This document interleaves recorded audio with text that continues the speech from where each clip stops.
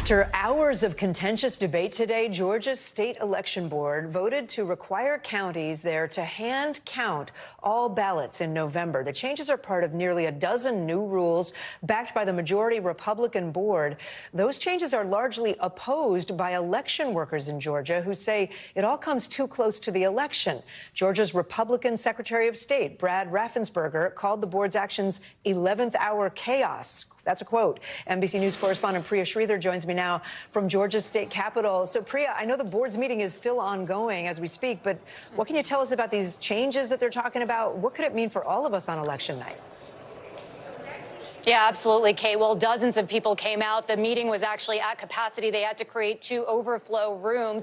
But the main rule that has passed so far that was extremely controversial now would require 3 election workers on election day in each precinct across the state of Georgia to hand count all of the ballots, to basically cross-reference with the voting machines to make sure that the ballots are being tabulated accurately. Now, as you mentioned, many election workers across the state and directors of county election boards came out and said that this is going to create a lot of chaos, that a lot of the election workers have already been trained to sort of change their job description and their job functions at the last second would just create a lot of chaos. Let's take a listen to what one of those critics who spoke during the public comment period had to say.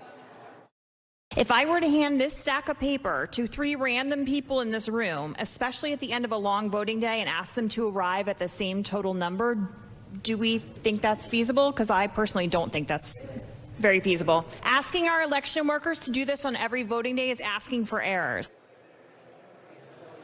So one of the big concerns, Kate, is that this could potentially delay the certification process of these election results. And of course, as we know, Georgia has been such a battleground state. In the last election, Joe Biden only won by less than 12,000 votes. So it already is a state that's going to be in the national spotlight. So to have 3 different election workers on election night have to hand count all of the ballots, the concern there is that it could delay the results. But of course, we're going to be watching the rest of these rules being considered. And another thing I want to point out is that not only did Secretary of State Brad Raffensperger speak out against kind of this 11th hour chaos, we also heard from the Attorney General's office here in Georgia, who said that the state election board is actually overstepping their authority by even considering these rules, Kate.